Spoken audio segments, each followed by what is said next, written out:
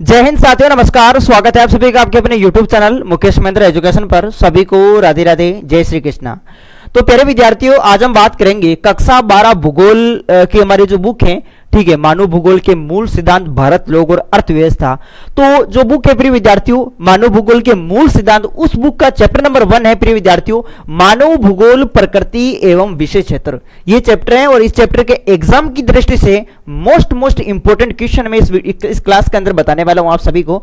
और इससे पहले मैं बता दूं प्रिय विद्यार्थियों, चैनल पर नहीं तो चैनल को सब्सक्राइब कर लीजिएगा और वीडियो को लाइक कर दीजिएगा और नीचे हाइप बटन है, हाइप कर दीजिएगा, हाइप, ठीक है, हाइप कर दीजिएगा। ये आपका काम है, हाइप करना, लाइक करना, ठीक है, ताकि आपको नोटिफिकेशन टाइम टू टाइम मिलता रहे।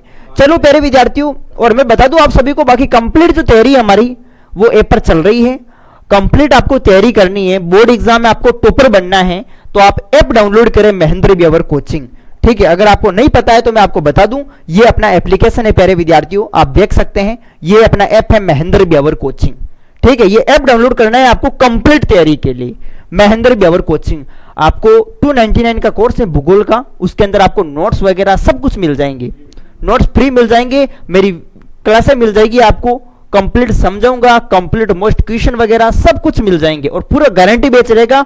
बोर्ड एग्जाम तक आपकी तैयारी चलेगी, 1 साल वैलिडिटी है, 1 साल तक कोर्स आपका कहीं नहीं जाएगा। ठीक है, और ज्वाइन कर लेना ऐप डाउनलोड करके। चलो हम स्टार्ट करते हैं। तो आज हमारा चैप्टर नंबर 1 है प्रिय विद्यार्थियों, मानव भूगोल, प्रकृति एवं विषय क्षेत्र। तो इस चैप्टर के हम क्या देखने वाले हैं, इस चैप्टर के हम इंपोर्टेंट क्वेश्चन देखने वाले हैं। तो आज का हमारा पहला क्वेश्चन है प्रिय विद्यार्थियों कि मानव भूगोल के जनक कौन है। मैं बता दूं आपको, चैप्टर को अगर पूरा समझना है तो आप कोर्स ज्वाइन कर लेना, कोर्स के अंदर में सब कुछ चैप्टर वाइज समझा रखा है वहां पे। ठीक है, पहला क्वेश्चन है मानव भूगोल के जनक कौन है। तो मानव भूगोल के जनक प्रिय विद्यार्थियों याद रखना, फ्रेडरिक रेडजल। कौन है? फ्रेडरिक रेडजल, ध्यान रखना। अब जैसे कि नोट्स मेरे कोर्स में इस प्रकार से हैं, भाई मानव भूगोल के जनक पूछा तो ये पूरा लिखा जाएगा मानव भूगोल के जनक, और इसके आगे इस तरीके से लिख के मैंने डायरेक्ट उत्तर लिख दिया फ्रेडरिक रेडजल, मतलब बिल्कुल शॉर्ट तरीके से नोट्स तैयार हैं। ठीक है, मानव भूगोल के जनक कौन है? फ्रेडरिक रेडजल। और याद रखे, भूगोल, ज्योग्राफी, भूगोल को इंग्लिश में क्या कहते हैं? भूगोल को इंग्लिश में कहते हैं ज्योग्राफी। और ज्योग्राफी शब्द का सबसे पहले जो प्रयोग किया था वो किया था इरेटोस्थनीज ने। इरेटोस्थनीज ये ग्रीक यूनान का विद्वान था, इन्होंने जो है वो ज्योग्राफी शब्द का सबसे पहले प्रयोग किया था। ठीक है, तो आपको पूछा जाए कि ज्योग्राफी शब्द का प्रयोग किसने किया था? इरेटोस्थनीज ने। भूगोल के जनक कौन है? हिकेटियस। हिकेटियस भूगोल के जनक हैं और ज्योग्राफी शब्द का सबसे पहले प्रयोग इरेटोस्थनीज ने किया था। अब प्यारे विद्यार्थियों, मानव भूगोल के जनक पूछा तो आपको क्या करना होगा? फ्रेडरिक रेडजल। आपको पूछेगा कि भारतीय भूगोल के जनक कौन है, तो भारतीय भूगोल के जनक है प्रिय विद्यार्थियों जेम्स रेनेल। जेम्स रेनेल, जेम्स रेनेल, ये भारतीय भूगोल के जनक हैं। तो देखो, एक प्रश्न के तहत मैंने कई सारे प्रश्न आपको यहां पर बताए हैं, आपको ये याद रखना है प्यारे विद्यार्थियों। दूसरा प्रश्न देखो, मानव भूगोल किसे कहते हैं? भाई हम चैप्टर देखो, चैप्टर की शुरुआत ही हमारी इसी से होती है, मानव भूगोल, प्रकृति एवं विषय क्षेत्र। तो आखिर मानव भूगोल क्या है? भाई भूगोल का अर्थ क्या होता है?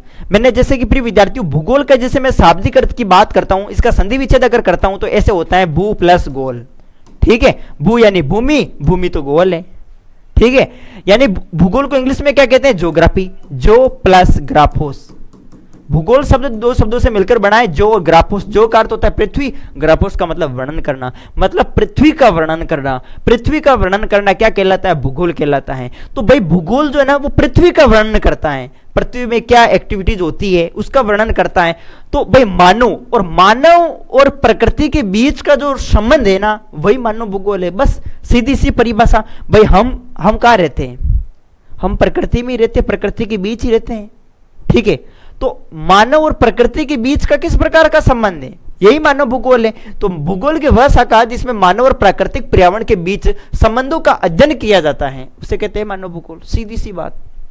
तीसरा प्रश्न देखो, रेडजल और विडाल डिला ब्लास के अनुसार मानव भूगोल की परिभाषा लिखेगा। जो भूगोलवेत्ताओं ने परिभाषा दी है ना प्रिय विद्यार्थियों, बस वही आपको याद रखने, कुछ चेंजिंग नहीं करनी है। जैसे रेडजल ने मानव भूगोल की परिभाषा दी थी, क्या परिभाषा दी? कि मानव भूगोल जो है वो मानव समाज और पृथ्वी की सतह के बीच संबंधों का संश्लेषित अध्ययन है। इन्होंने परिभाषा दी रेडजल ने। पूछा जाएगा रेडजल के अनुसार मानव भूगोल की क्या परिभाषा है, तो रेडजल ने मानव भूगोल की परिभाषा दी कि मानव भूगोल मानव समाज और धरातल के बीच के संबंधों का संश्लेषित अध्ययन है। ठीक है, ये जो परिभाषा दी थी वो किसने दी थी? रेडजल ने दी थी। और विडाल डिला ब्लास ये भी भूगोलवेता है, इन्होंने क्या परिभाषा दी? इन्होंने दी कि पृथ्वी के प्राकृतिक नियमों और उस पर रहने वाले मानव के बीच संबंधों का अध्ययन मानव भूगोल है।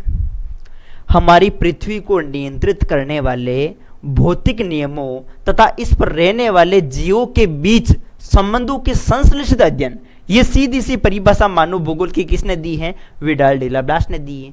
तो ये परिभाषा आपको याद करनी पड़ेगी, प्रिय विद्यार्थियों, पूछी जाती है, 100% यहां से बनता है प्रश्न। चलो आगे देखो, अगला प्रश्न है भूगोल की दो महत्वपूर्ण शाखाओं के नाम बताओ। तो भूगोल की महत्वपूर्ण शाखा प्रिय विद्यार्थियों, एक तो भौतिक भूगोल है और एक मानव भूगोल है। ये भूगोल की दो प्रमुख शाखा है। अब भौतिक भूगोल जैसे कि हमारे जो चारों ओर का दृश्य, जैसे भू आकृति, जलवायु, मृदा, इन सब का जो अध्ययन होता है वो भौतिक भूगोल में ही होता है। भाई भौतिक भूगोल का सीधा सा मतलब पर्यावरण संबंधी, ठीक है। इसमें पृथ्वी और प्राकृतिक तत्वों का अध्ययन किया जाता है, ठीक है। और मानव भूगोल अभी बताया भाई, अभी हमारी जो 12वीं बुक चल रही है, 11th में हमने पढ़ा था भौतिक भूगोल, अब 12th के अंदर हमारी बुक है मानव भूगोल। तो मानव भूगोल के मूल सिद्धांत, ये हमारी बुक का नाम है, और इसी में हम पढ़ेंगे भाई मानव और प्रकृति के बीच का आखिर किस प्रकार का जो है वो संबंध है। इसमें मानव और पर्यावरण के संबंधों का अध्ययन किया जाता है, ये मानव भूगोल है। तो दो सीधी सी बात, भौतिक भूगोल सीधी सी पर्यावरण से संबंधित है, मानव भूगोल मानव का प्रकृति से किस प्रकार का रिलेशन, ठीक है। बस ये दोनों ध्यान रखना। अगला 5वां प्रश्न देखो, संभववाद विचारधारा के समर्थक का नाम बताओ। संभववाद विचारधारा के समर्थक कौन है? तो सीधा सा ध्यान रखना, विडाल डिला ब्लास, ठीक है। 3 विचारधाराएं हैं। निश्चयवाद विचारधारा जिसके समर्थक है रेडजल, रिटर, हेम्बोल्ट। संभववाद विचारधारा के समर्थक विडाल डिला ब्लास, ठीक है नहीं। नव निश्चयवाद विचारधारा के समर्थक ग्रिफिथ टेलर। ये तीनों प्रश्न इंपॉर्टेंट है, वैसे चैप्टर पढ़ेंगे तो सब कुछ आ जाएगा, कवर हो जाएगा आपके, ठीक है। चैप्टर क्वेश्चन हमारे 6 हैं। पर्यावरण निश्चयवाद विचारधारा से आप क्या समझते हैं? भूगोल की पहली विचारधारा यही है, पर्यावरण निश्चयवाद, ठीक है। ये पर्यावरण है भाई। पहले हम आदि मानव यानी कि बंदर के रूप में थे, ठीक है। क्या करते थे? कुछ भी नहीं समझते थे, आज खयान आज पियान कल मौज कीन, वाह, ठीक है। कि क्यों कुछ मतलब ही नहीं है प्रकृति, भाई क्या हो रहा क्या नहीं हो रहा है, मुझे कमाना, मुझे पैसे करने, इतने इकट्ठे करने, कोई मतलब नहीं। खाना पीना मजे करना, बस यही पहले था। तो पहले हम क्या करते थे भाई? वानर था, वानर के रूप में, उसे कोई मतलब नहीं है भाई आज पेट भरना चाहिए। तो वो जो पेट भरता था वो कहाँ से भरता था भाई? प्रकृति में रहकर, पर्यावरण में जो पेड़ पौधे फल वगैरह खाकर, ठीक है। जानवरों को मार लेता, जानवरों को मारकर, क्योंकि वो समझता नहीं था, ठीक है, कि उसे क्या पता था कि भाई जानवरों को मारने से हमें पाप लगेगा, ठीक है। लेकिन अभी तो समझे नहीं, अभी तो वो अभी भी खाते हैं, बहुत सारे मांस खाते हैं, लेकिन वो गलत चीज़ है, ऐसा नहीं करना चाहिए, ठीक है। अगर मांस खा रहे हैं तब तो वो वानर के रूप में ही है अभी, ठीक है, आदि मानव के रूप में ही है, अभी बुद्धि का विकास नहीं हुआ है, ठीक है। तो मांस तो भाई आदि मानव पहले अपन खाते थे, आदि मानव के रूप में थे तब खाते थे, अब नहीं खाते। तो ऐसा नहीं करना भाई, खा रहे तो छोड़ दो, कोई मतलब नहीं है। हमारे फूफाड़ी बोलता है क्या मतलब, पाप कर रहे हो, पाप का भागी बना, ठीक है। देखो, तो वानर के रूप में था पहले मानव, तो ये अपने जंगल में रहकर जो है आसपास फल वगैरह खाकर जो है वो अपना जीवन यापन करता था। अब भाई ने तो बुद्धि ही कमाई ने भाई, वानर अब बुद्धि को नहीं, पहले आदि मानव में क्या बुद्धि हुई भाई? जो मांस खावे बुद्धि नहीं है, करा बात तो सही है भाई। बिजली कड़की, ओके यार भगवान तो नाराज हो गया यार। अधिक तेज वर्षा हुई कि यार अब तो मार ही दी मैंने, ठीक है। यानी वो समझता ही नहीं है, बिजली कड़क रही है तो वो सोच रहा है कि ये भगवान ईश्वर हमारे से नाराज हो गए हैं, इसीलिए वो इतने कड़क रहे हैं जोर जोर से, ठीक है। तो ये जो है ना प्रिय विद्यार्थियों, यानी प्रकृति पर जो है वो यानी मानव पर जो है प्रकृति का प्रकोप, पर्यावरण निश्चयवाद विचारधारा के अनुसार जो है प्रकृति या पर्यावरण मानव के जीवन और उसके विचारों और कार्यों को नियंत्रित करता है। अर्थात मानव का विकास जो है वो प्राकृतिक पर्यावरण पर निर्भर करता है। भाई मानव का जो पूरा जो विकास है वो किस पर निर्भर करता है? प्राकृतिक पर्यावरण पर निर्भर करता है, ठीक है। जब मानव अपने आप को प्रकृति के अनुसार ढाल लेता है तो ये होता है मानव का प्रकृतिकरण या फिर पर्यावरण निश्चयवाद विचारधारा, ठीक है। बस याद रखना, शॉर्ट तरीके से आप समझे भाई, पर्यावरण निश्चयवाद विचारधारा से आप क्या समझते हैं? सीधा सा समझना प्रिय विद्यार्थियों, मानव का अपने आप प्रकृति के अनुसार डाल लेना, मानव का अपने अनुसार प्रकृति के अनुसार डाल लेना। आप यहां पर देख सकते हो कि मानव का विकास प्राकृतिक पर्यावरण पर निर्भर करता है, यही पर्यावरण निश्चयवाद विचारधारा है।